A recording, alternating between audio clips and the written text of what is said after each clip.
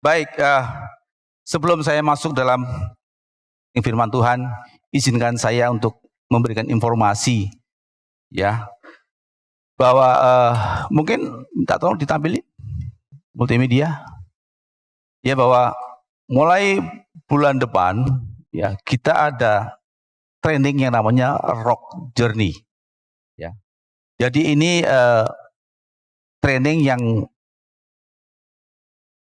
materi ini adalah sama untuk semua rock, GBI Rock yang ada di Indonesia maupun di luar negeri.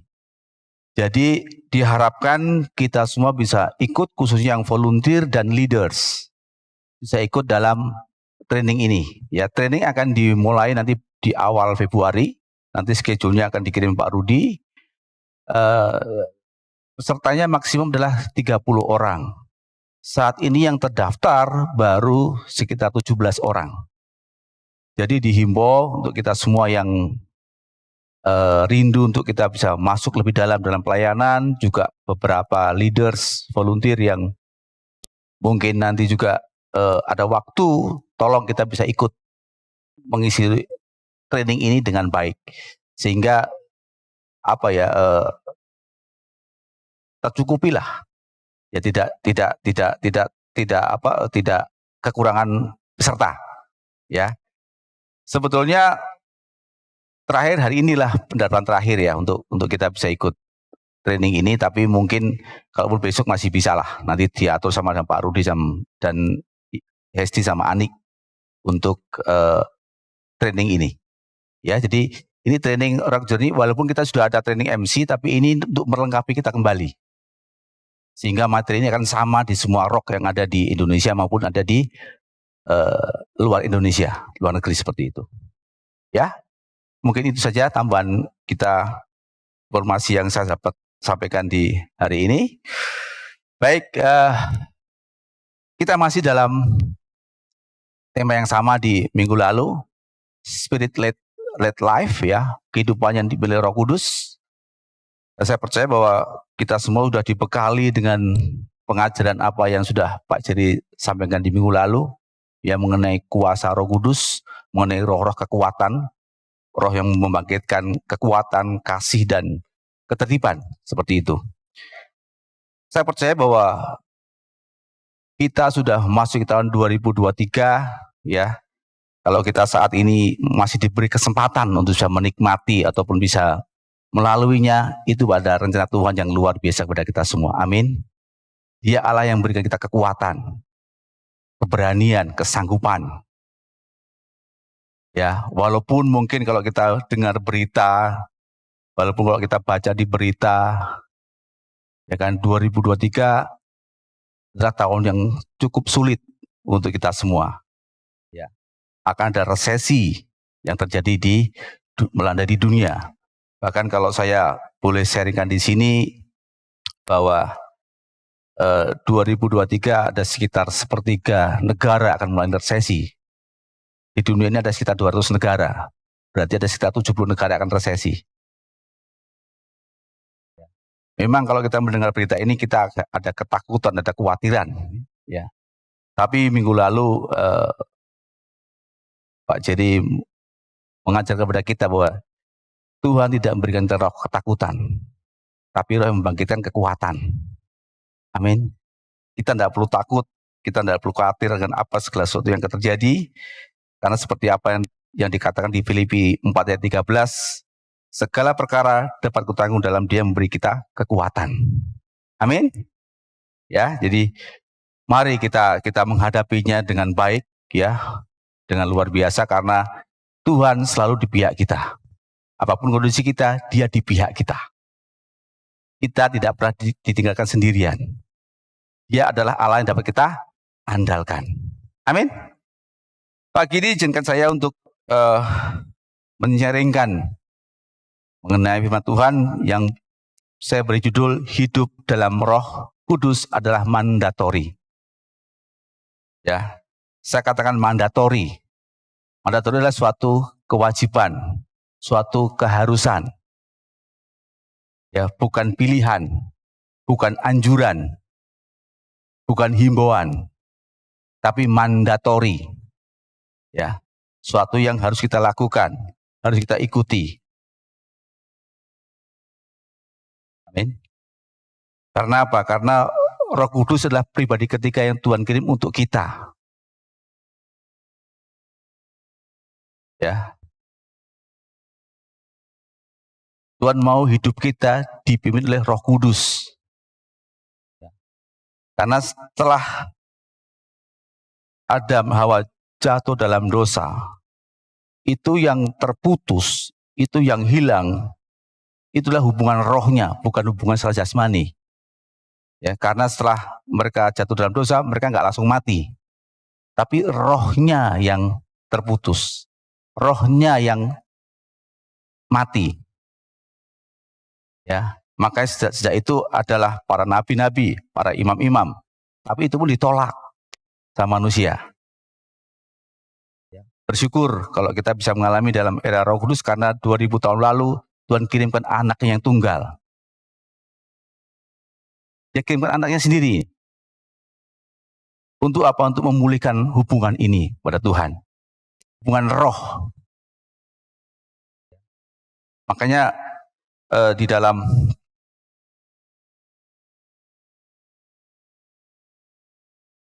Efesus 6 ayat 12 dikatakan bahwa musuh kita bukan darah dan daging, tapi roh-roh yang ada di udara. Itulah musuh kita. Musuh kita bukan darah dan daging, artinya musuh bukan manusia ini, tapi roh-roh yang ada di udara ini.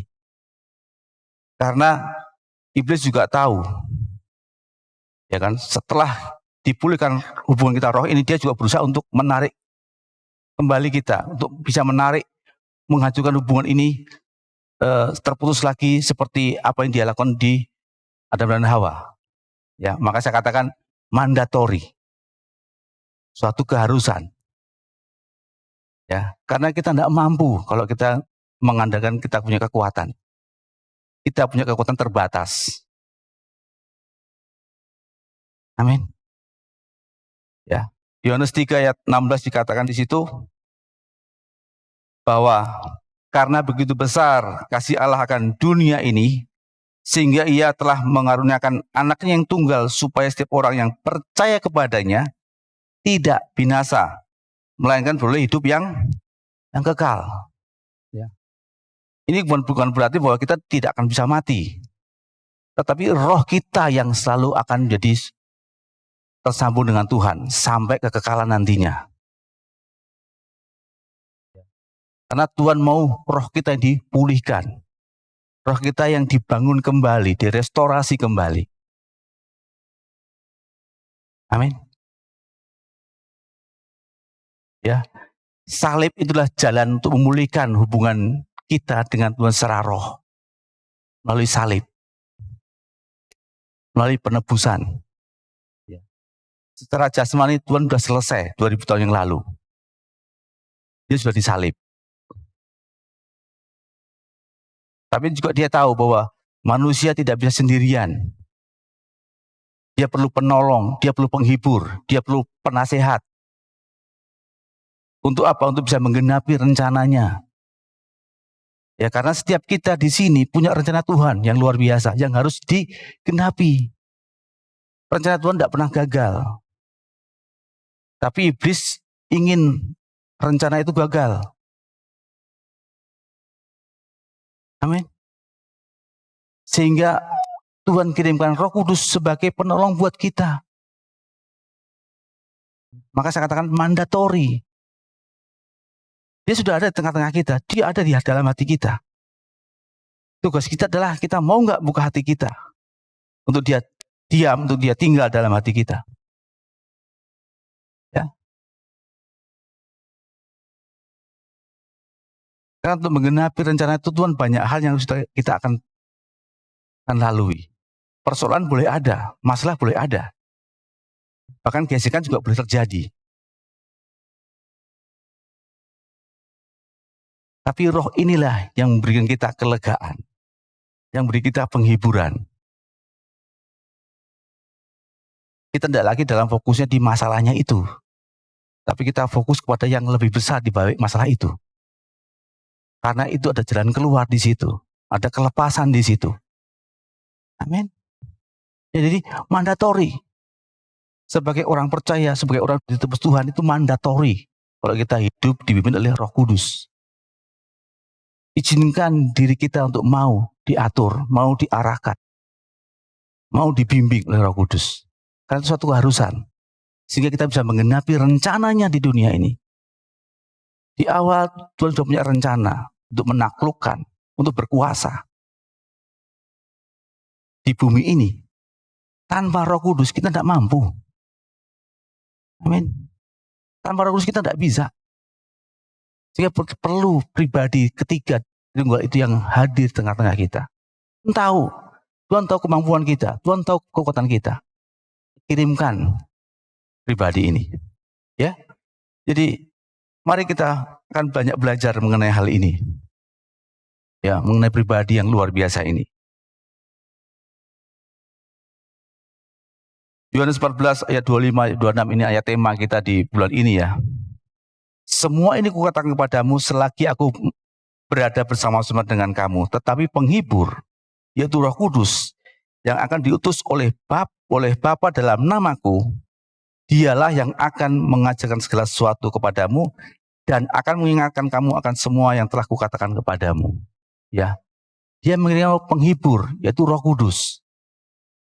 Roh Kudus, ya, untuk apa sih? Untuk yang pertama, mengajar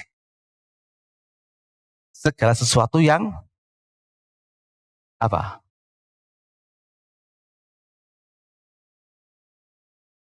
Segala sesuatu kepadamu, kepada kita. Ya, mengajarkan segala sesuatu kepada kita. Segala sesuatu. Saya katakan segala sesuatu karena kehidupan kita adalah kehidupan terus belajar. Selama kita hidup, kita harus terus belajar. Ya, karena begitu kita berhenti belajar, kita tidak bertumbuh. Kita akan mati di situ, kita akan stuck di situ. Baik itu dalam pergaulan, baik itu dalam pekerjaan, baik itu dalam studi, dalam pelayanan. Ya, kita perlu belajar setiap hari, setiap saat. Amin. Kita perlu belajar terus. Dan Roh Kudus ini yang mengajar kepada kita segala sesuatunya. Teknologi berjalan begitu cepat. Teknologi begitu luar biasa dia berkembangnya. Kita perlu belajar. Sehingga kita bisa menyaring mana yang penting, mana yang nggak penting. Karena teknologi yang melalui HP ini, ya kan, semua baik yang positif negatif semua masuk. Ya. Kalau kita tidak pinter-pinter, ya mau filter, kita tidak mau belajar, kita mungkin bisa terkecoh. Amin. Demikian juga hal yang lain. Kalau kita tidak belajar, ya kita bisa terkecoh.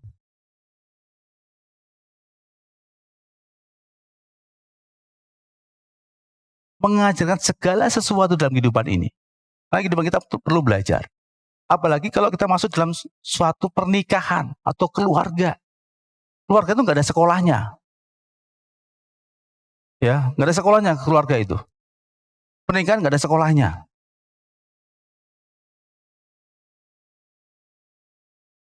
Ya kan, kalau sekolah kan kita belajar dulu, tes lulus. Kalau nikah, berkati dulu langsung kita baru hidup. Gak ada sekolah. Terus berlanjut sudah nantinya sampai maut.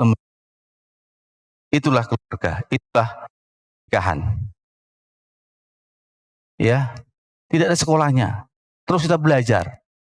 Karena dua pribadi yang mau hidup bersama-sama untuk disatukan, ya, untuk mau peduli satu dengan yang lain, mau untuk diarahkan, untuk dia menghormati, itu tidak mudah.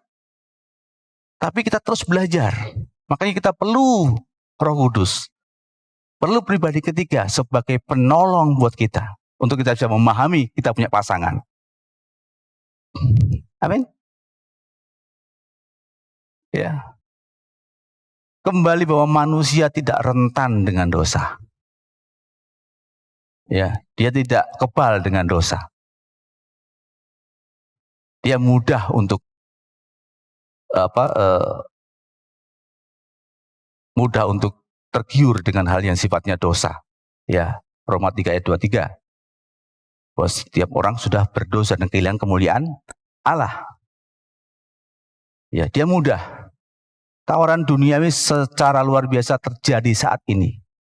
Kemudahan, kenikmatan, ya, bisa kita dapat dengan mudah. Bisa kita dapat dengan mudah. Ya.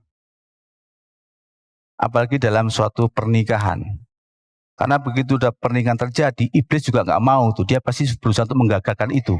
Dengan berbagai cara pun seperti apa dia berusaha untuk menggagalkan apa yang namanya pernikahan. Ya, karena apa? Karena kalau kita baca dari Alkitab dari awal sampai akhir itu bicara masa pernikahan. Diawali dengan pernikahan, diakhiri juga dengan pernikahan. Ya, makanya iblis nggak mau ini terjadi. Dia berusaha untuk menggagalkan itu.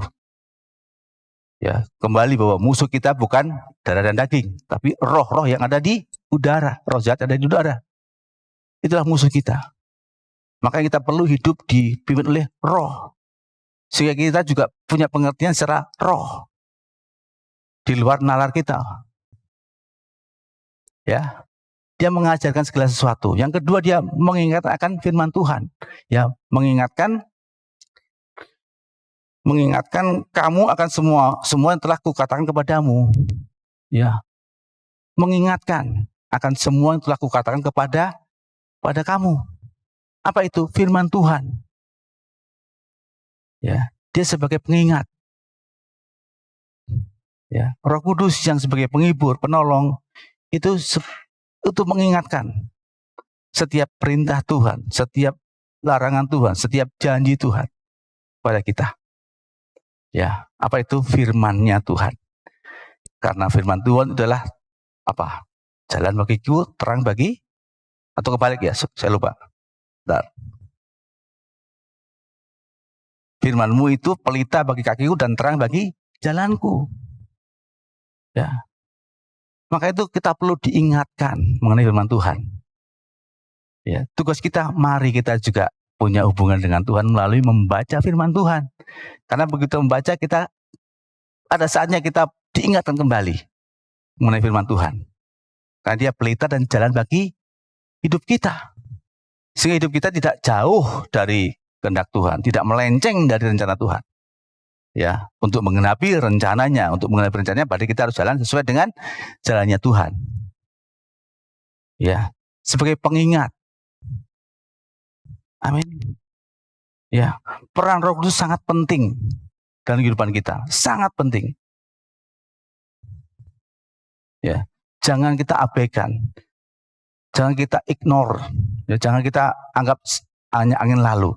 Tapi mari kita responi dengan baik. Ya. Setiap kebenaran firman itu untuk kita, janji Tuhan untuk kita, bukan untuk orang lain. Roh Kudus menolong kita untuk mengerti itu. Ya, kalau kita disuruh mengampuni itu ada rencana yang baik untuk kita. Kalau kita disuruh memaafkan itu juga ada rencana baik untuk kita. Ya, kadang-kadang manusia kita timbul, ngapain sih harus minta maaf? Saya nggak salah kok. Dia yang salah kok, begitu. Egoisnya muncul di diri kita. Tapi apa kata firman mengenai pengampunan?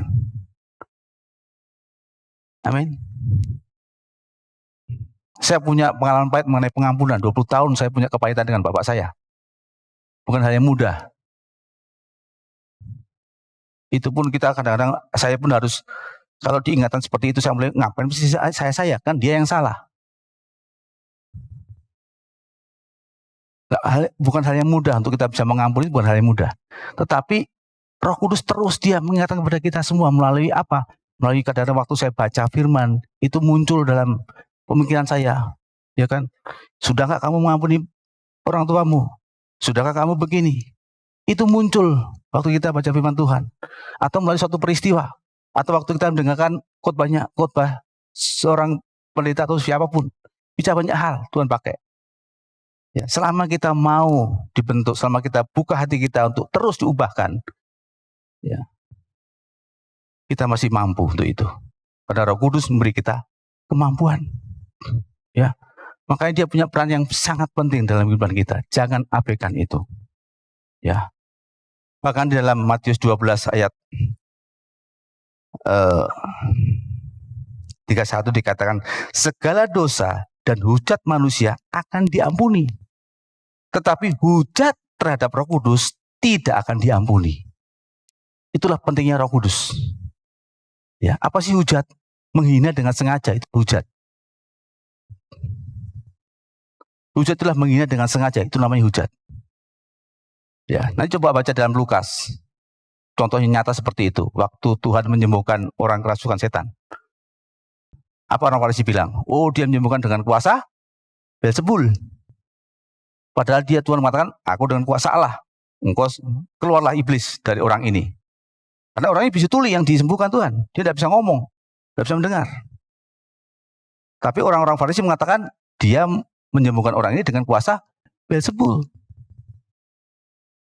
Ya, itu seperti itu yang tidak bisa diampuni, menghina dengan sengaja. Amin. Ya, jangan abaikan, jangan anggap angin lalu Roh Kudus itu. Karena dia punya apa ya? Punya peran sangat penting dalam kehidupan kita, menolong kita, membantu kita. Ya. Ya. Jadi penolakan kita terhadap Roh Kudus merupakan suatu kesalahan yang tidak bisa ditoleransi. Ya, tidak bisa toleransi lagi, tidak bisa itu, tidak bisa diampuni, tidak ada pengampunan.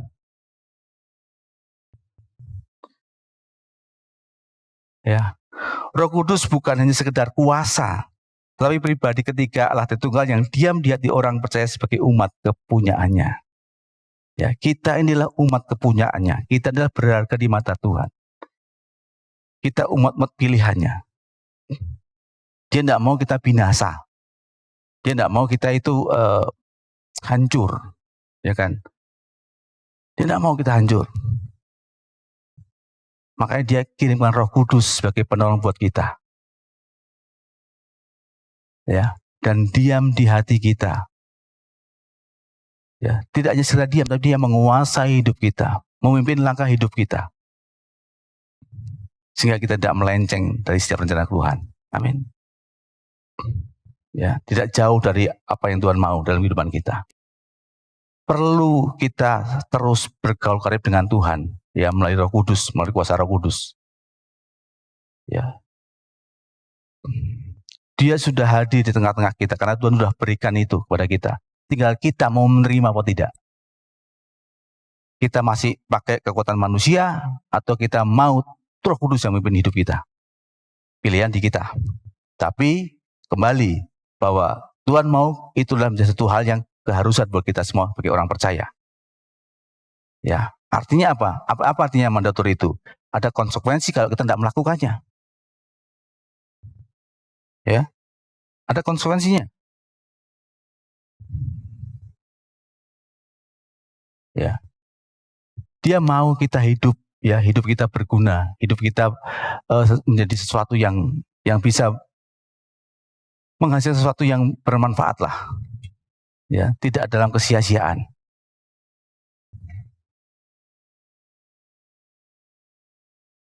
Ya. Jadi mari, ya, izinkan Roh Kudus untuk terus bekerja dalam hidup kita. Kita hanya membuka hati kita kok. Berikan ruang itu dalam Roh Kudus untuk mengatur hidup kita. Kembali bahwa kita punya tubuh, jiwa, dan roh. Roh hanya bisa diisi oleh roh. Roh tidak bisa diisi dengan yang lainnya. Tugas kita, mari kita bisa berkoneksi dengan Tuhan melalui Roh Kudus yang ada dalam diri kita. Amin. Ya, itulah mengapa Roh Kudus, hidup yang dipimpin oleh Roh Kudus adalah suatu mandatori. Ya, itu tadi baru permulaan ya. Jadi belum ke intinya. Ya, masih sanggup kan? Nggak lama kok saya. Ya. Kemudian sekarang adalah bagaimana kita hidup yang dipimpin oleh Roh Kudus seperti apa? Atau cara hidup kita yang dipimpin oleh Roh Kudus itu harus bagaimana? Ya, saya hanya membagikan 3 hal saja yang bisa kita sampaikan di sini untuk kita semua ya. Yang pertama adalah dalam Roma 12 ayat 2. Ya. Saya ambil dalam terjemahan New English Version ya. New International Version dikatakan, do not conform to the pattern of this world, but be transformed by the renewing your mind, by the renewing of your mind. Ya, do not conform, jangan menjadi serupa, bentuk yang seperti dunia, tetapi be transformed, ya, berubah, ya, oleh pembaruan pikiran kita. Ya, dari conform to be transformed. Ya kan? Kita memang hidup di dunia, tapi bukan dengan cara dunia. Ya. Memang kita masih di dunia, iya. Tapi bukan dengan cara dunia kita hidup. Ya, to be transformed. Artinya berubahlah oleh pembaruan akal budi kita, oleh pembaruan pikiran kita. Ya, dikatakan seterusnya di situ, then you will be able to test and approve that God's will is His God-pleasing and perfect will. Ya, kemudian kita bisa membedakan, ya, kita bisa mengalami, kita bisa membuktikan, ya, kehendak Tuhan yang baik, yang berkenan, dan yang sempurna. Ya.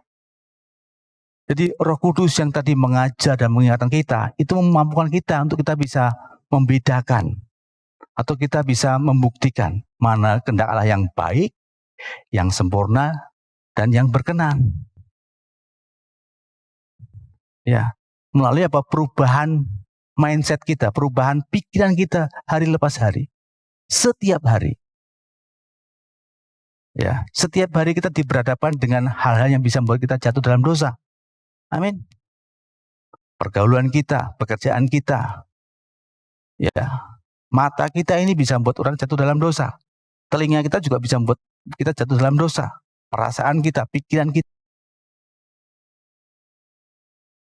Dan kita perlu berubah setiap saat melalui pikiran kita. Ya, itulah fungsi peran Roh Kudus dalam hidup kita. Dia menolong kita, membantu kita, ya, mengajar kita, menginsafkan kita, mengingatkan kita dari setiap apa yang Tuhan katakan, dari setiap apa yang Tuhan ajarkan. Amin. Ya, baharui pikiran kita, terus setiap hari kita baharui. Ya, izinkan Roh Kudus mengubah pola pikir kita dengan meminta tuntunannya setiap saat, setiap hari, setiap waktu.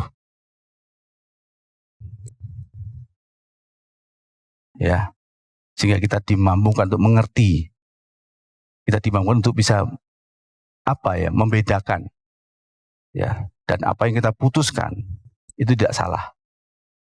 Dan kehidupan kita menjadi kehidupan yang sesuai dengan Tuhan mau dalam kehidupan kita seperti apa. Be transform, diubah dari dalam keluar, bukan sebaliknya. Ya, itu bicara masalah karakter Tuhan, karakter Kristus yang harus kita munculkan dalam kehidupan kita. Be transform. Karena apa? Karena yang tidak kelihatan itulah kekal. Sementara kelihatan itulah sementara. Ya. Makanya kalau kita sudah hidup dalam roh, kita dipimpin oleh roh, maka sebaiknya itu dalam kehidupan sehari-hari pun kita juga bisa mencerminkan apa yang ada dalam diri kita. Ya, karakter Tuhan muncul waktu kita berbicara, waktu kita beraktivitas, waktu kita mungkin menghadapi segala sesuatu. Ya, waktu kita mungkin kondisi waktu kita terhimpit. Ya, karena sudah mendarah daging dalam kehidupan kita. Karena dari dalam keluar, bukan sebaliknya. Ya. Sehingga dalam kondisi apapun kita, mungkin dalam kondisi kita harus tertekan, kita tidak mudah untuk mengeluarkan suatu kata-kata sia-sia. Ya. Tidak mudah kita untuk melakukan suatu hal yang mungkin itu tidak memuliakan nama Tuhan. Kalau kita diubahkan dari dalam keluar. Amin. Jangan Anda pikir saya juga seperti itu, saya juga jauh dari itu. Saya juga masih belajar. Ya. Kita juga sering kesel kan apalagi kalau kita hidup di kota besar. Ya, beda 5 menit sudah bisa berpengaruhnya, sampainya bisa 2 jam lebih lambat. Karena masalah kemacetan. Itu bisa kita kadang-kadang kesel, kadang-kadang kita juga ada kata-kata keluar yang tidak bagus.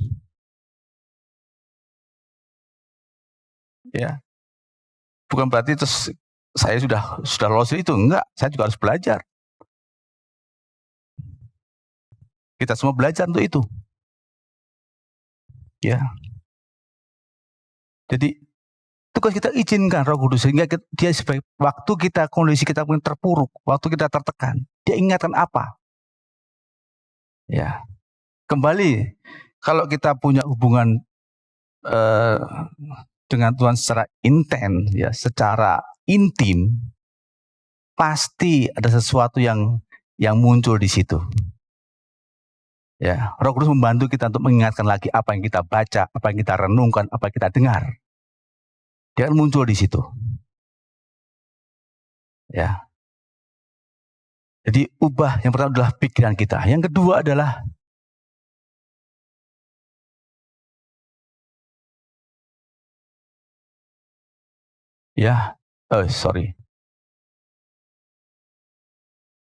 jauhilah kedagingan. Ya. Tadi saya katakan kita memang hidup di dunia tapi bukan dengan cara dunia. Dengan cara apa? Jauhilah kedagingan. Galatia 5:16 katakan, maksudku ialah hiduplah oleh roh maka kamu tidak akan menuruti keinginan daging. Ya. Hiduplah oleh roh maka kamu tidak akan menuruti keinginan daging. Hiduplah oleh roh adalah dengan menjauhkan diri dari keinginan daging. Ya, keinginan daging, duniawi kita. Ya. Keinginan daging dan keinginan roh itu dia tidak saling bertentangan. Kalau daging kita tinggi, roh kita akan semakin turun. Sebaliknya, kalau roh kita semakin naik, daging kita akan semakin turun. Ya, karena dia bertentangan. Dan Tuhan mengajarkan kita untuk menjauhi keinginan daging. Ya, apa sih keinginan daging?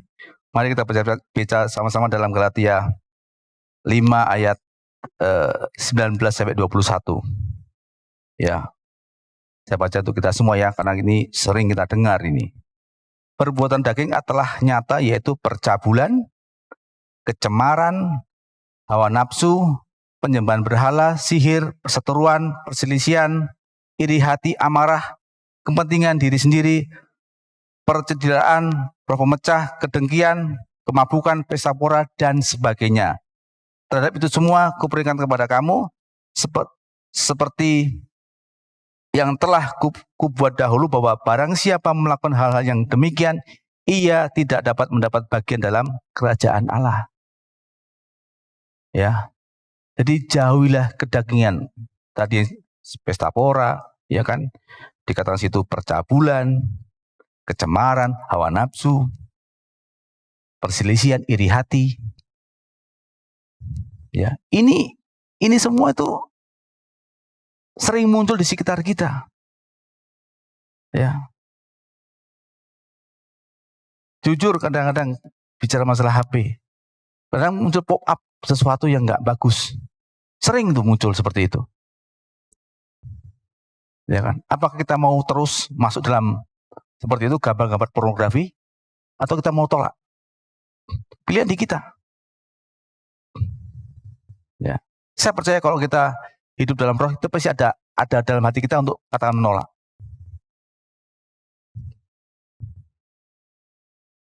Ya, karena sekarang mudah sekali itu hal seperti masuk melalui Facebook mungkin, melalui Instagram mungkin, atau melalui yang lainnya.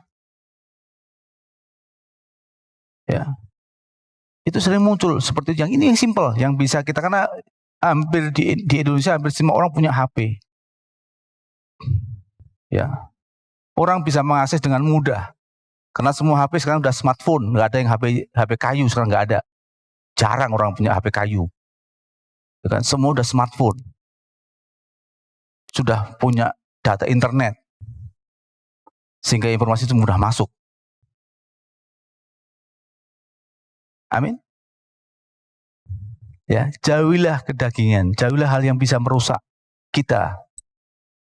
Ya, menjauhkan hubungan kita dengan Tuhan. Ya, iblis berusaha dia menjauhkan hubungan kita dengan Tuhan. Dia berusaha untuk roh kita bisa terputus dengan rohnya Tuhan. Ya.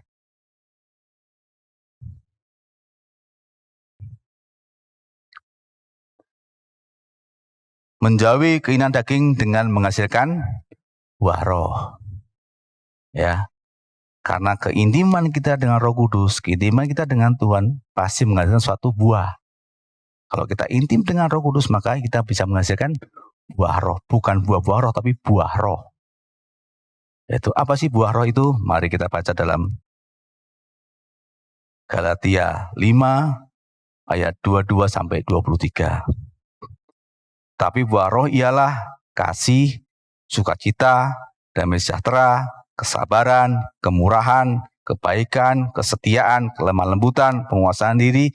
Tidak ada hukum yang menentang hal-hal itu. Ya. Setiap keintiman menghasilkan suatu buah. Ya kan? Kalau kita intim dengan Roh Kudus, kita juga bisa menghasilkan buah roh. Itu yang Tuhan inginkan kehidupan kita seperti itu. Menghasilkan buah roh dalam kehidupan kita. Ya. Ya, pertama tadi adalah ubah pikiran kita, ya kan, menjauhi kedagingan, dan yang terakhir adalah iman yang konsisten. Ya, miliki iman yang konsisten. Ya, iman itu apa sih? Ya, Ibrani 11 ayat 1 dikatakan di situ bahwa iman adalah dasar dari segala sesuatu yang kita harapkan, ya. Dan bukti dari segala sesuatu yang tidak kita lihat. Jadi iman dasarnya adalah harapan, pengharapan. Ya. Pengharapan bicara masalah apa? Keteguhan kita. Ya. Bicara masalah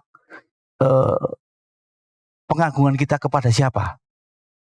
Ya, kalau kita baca dalam Alkitab itu seperti jangkar yang dilabuhkan. Itulah harapan. Ya. Miliki iman, miliki harapan yang konsisten. Dasar harapan yang kuat dalam Tuhan. Tidak mudah terombang-ambing dengan situasi apapun di dunia ini. Ya, berharap pada Tuhan pasti ada jalan keluar. Jangan berharap pada manusia. Ya, kita akan kecewa pastinya. Tapi harapkan dalam Tuhan. Roh Kudus membantu kita untuk bisa memiliki harapan yang teguh dalam Tuhan. Amin. Ya, iman adalah dasar dari apa yang kita harapkan. Ini belum kelihatan ini, tapi kita punya harapan bahwa dalam Dia ada jalan keluar, dalam Dia ada kelepasan. Amin. Karena Tuhan mau kita hidup dalam setiap kemenangan lepas kemenangan. Dia tidak mau kita tuh hancur. Dia tidak mau kita binasa. Ya, rancangan Tuhan untuk kita menang dalam setiap apapun yang kita alami. Pergumulan yang kita alami, Dia mau kita jadi pemenang di situ. Bahkan lebih dari pemenang. Ya, Roh Kudus membantu kita untuk kita bisa mengerti rencana Tuhan. Ya, miliki iman yang konsisten, miliki iman yang tidak mudah goyah, miliki iman yang tidak mudah diombang-ambingkan. Ya, dengan mendasarkan harapan yang luar biasa dalam Tuhan. Harapan itu seperti fondasi sebetulnya kalau kita bicara masalah suatu bangunan. Ya. Ya, fondasi itu ada sesuatu yang nggak kelihatan, tapi itu sangat penting. Nggak kelihatan fondasi itu. Kayak pohon juga sama, akar juga nggak kelihatan, tapi sangat penting. Ya, kita bisa membangun sesuatu, pasti yang kita lakukan dahulu apa? Fondasi duluan kan. Nggak mungkin kita membangun dari atas, dari atap. Pasti tidak akan mudah tidak akan tahan lama itu kalau kita bangun dari atap, tapi bangun dari fondasi. Ya, karena dari fondasi kita akan tahu berapa di atasnya, bangun di atasnya. Ya, semakin kita punya kedalaman, semakin tinggi yang bisa kita bangun. Amin. Jadi semakin kita punya harapan yang kuat dalam Tuhan, semakin tinggi yang bisa kita bangun di atasnya. Ya, kita akan semakin teguh.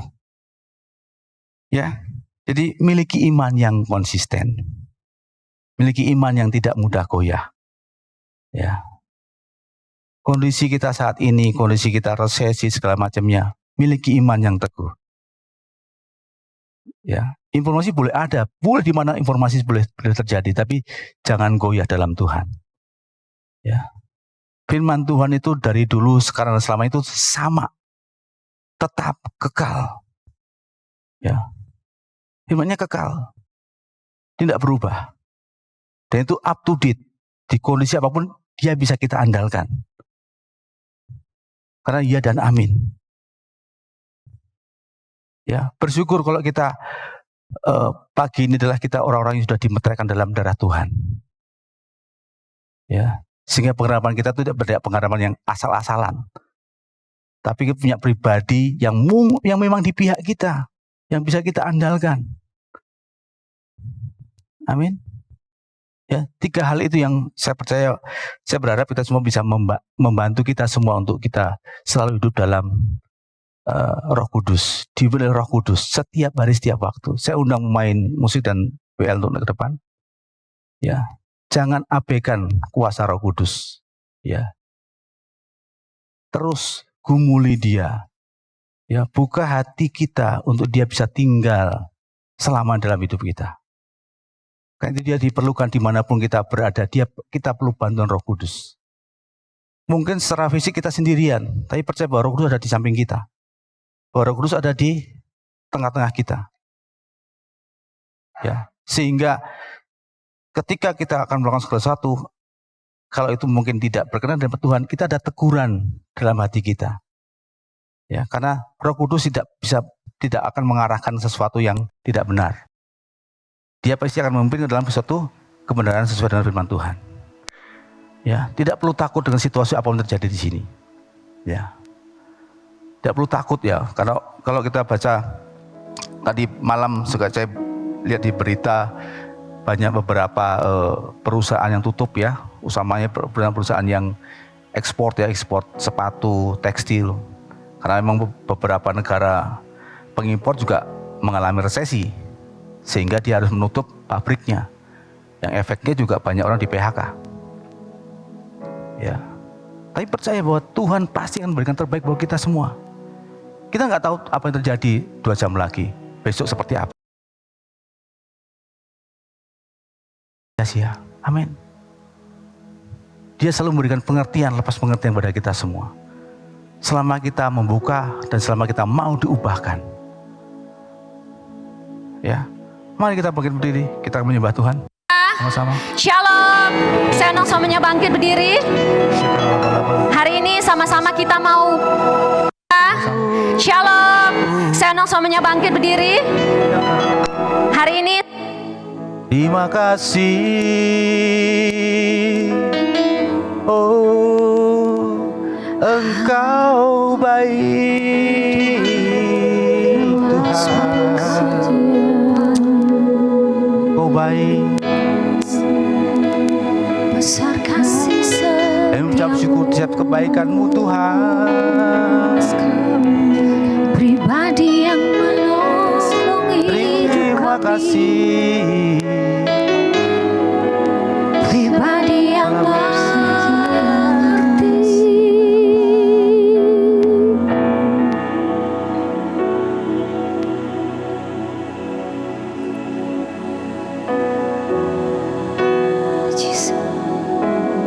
Mari kita sembah Tuhan. Angkat suaramu.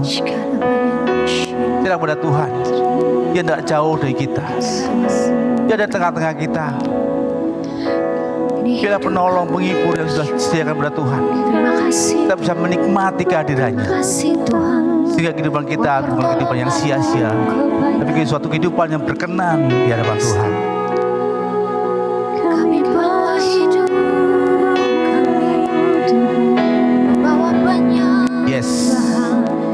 Terus Tuhan pakai kami Tuhan. Terus Tuhan hadir di tengah-tengah kami Tuhan saat ini Tuhan. Terus Tuhan. Sebab Kau mengerjakan kebaikan di Terima kasih Tuhan. kami. Kau mengerjakan kebaikan di hidup kami. Dalam Yes. masa sulit Yes. Tuhan Yes. tak meninggalkan Yes. kami. Amin. Sebab Engkau aja rancangan-Mu indah dalam hidup kami Tuhan.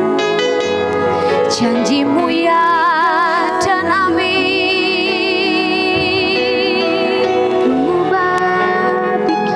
Berbahagialah orang yang bergantung dalam Engkau, Kami menikmati hadirat-Mu Tuhan. karena takkan dikecewakan. Kami rindu Tuhan.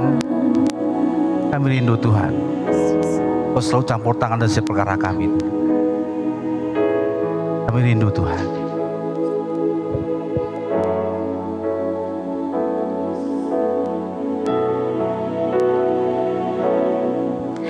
Tak usah ku takut, Allah menjagaku. Tak usah ku bimbang, Yesus peliharaku. Tak usah ku susah, Roh Kudus hiburku. Tak usah ku cemas, Dia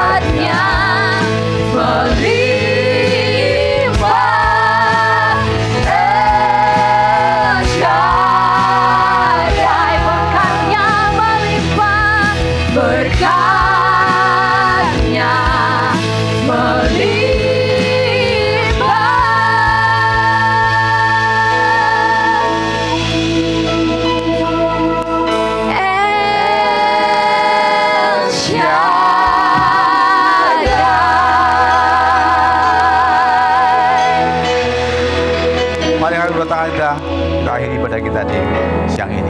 Kami mengucap syukur Tuhan untuk siang ini Tuhan. Kami telah selesai Tuhan. Dan kami percaya Tuhan firman Tuhan akan tetap dalam kehidupan kami Tuhan. Bahwa kami Tuhan setiap apapun permasalahan yang kami hadapi Tuhan, selalu ada jalan keluar Tuhan yang terbaik bagi kami semua Tuhan. Bila Tuhan siang ini Tuhan, kami rindu Tuhan, Kau mengurapi setiap kami Tuhan, menjamah setiap hati kami Tuhan. Sehingga masalah pergumulan kami hadapi Tuhan, kami tahu kemana kami harus menyampaikannya Tuhan. Karena dalam Engkau Tuhan, itu pasti ada kelepasan demi kelepasan Tuhan. Terima kasih Tuhan, terimalah berkat daripada Tuhan. Pulanglah para biji mata Tuhan, jadilah berkat, jadilah pengaruh di mana Engkau boleh berada.